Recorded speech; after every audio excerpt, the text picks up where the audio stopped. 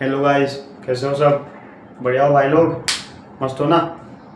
शुरू करें आज के क्वेश्चन के साथ। पिछले एक दो क्लास से क्वेश्चन का लेवल शायद थोड़ा हाई जा रहा था, तो एक आसान सा क्वेश्चन ले लिया, ठीक है?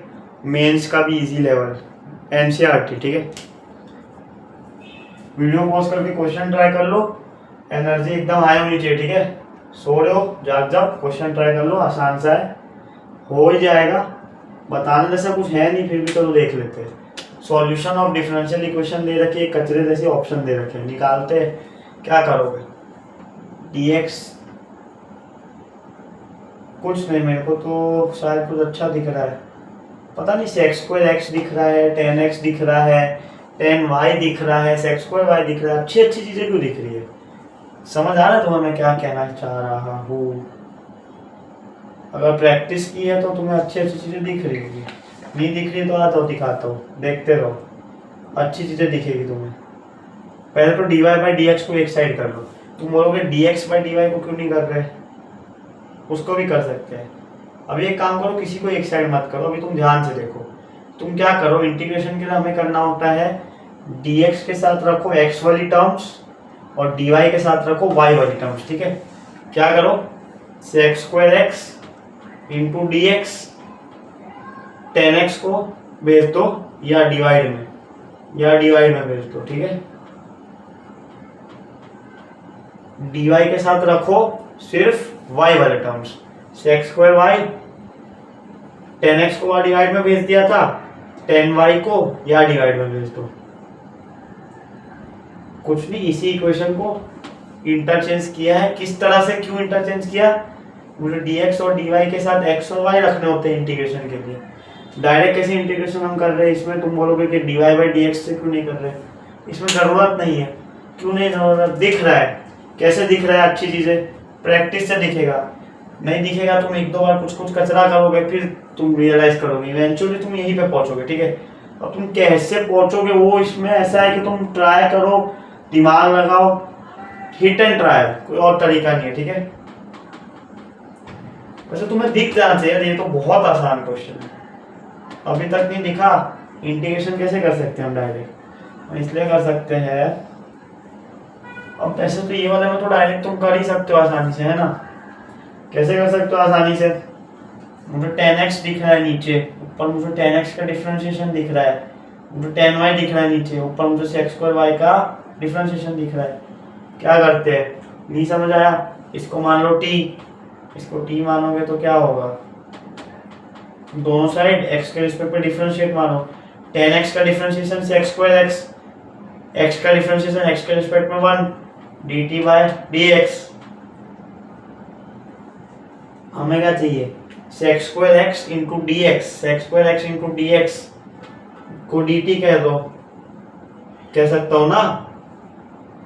ये अपना dt हो गया, या dt पटको, नीचे t है ही, इंटीग्रेशन dt बाय t, उस साइड भी सेम हो जाएगा, बस यहाँ पे dw मान लो, इंटीग्रेशन dw बाय w। नहीं पसंद तो जनरलाइज कर लो। जनरलाइज कैसे कर लो? अब ये चीजें तुम्हें दिखनी चाहिए, मेरे को तो दिख जाता है डायरेक्टली कि अगर ये चीज लिखी है नीचे, इसका नीचे टर्म लिखी है, ऊपर उसका डिफरेंशिएशन बन रहा है, डायरेक्ट इंटीग्रेशन हो जाएगा ln ऑफ वो चीज, ln t होगा इसका इंटीग्रेशन 1/t का। t हम किसको मान रहे हैं? नीचे वाले को। और ये केस कब आएगा? जब नीचे वाले का डिफरेंशिएशन ऊपर बैठा हुआ है। अच्छी चीजें दिख रही है हमें, ठीक है? ये आ गया बड़ी मेहनत से। और ये कर क्यों रहे हैं कि x के साथ x वाले? क्योंकि इंटीग्रेशन में ऐसे ही होता है। अब dx के साथ y के टर्म को इंटीग्रेट करोगे, न्यूटन को चैलेंज दोगे तुम? दे सकते हो? है हिम्मत? नहीं दे सकते पागल, आ जाओ। ऐसा थोड़ी होता है, पूरा इंटीग्रल डिफरेंशियल कैलकुलस बदल दोगे तुम लोग। ln of 10x equals to ln of 10y, साथ में क्या आएगा?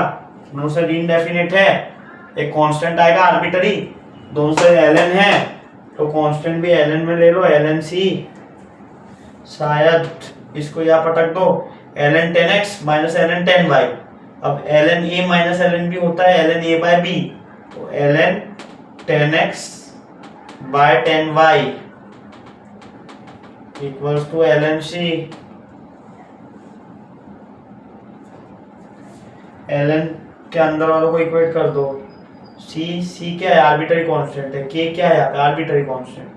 अंदर वालों को इक्वेट करोगे तो साथ में दिख जाएगा 10x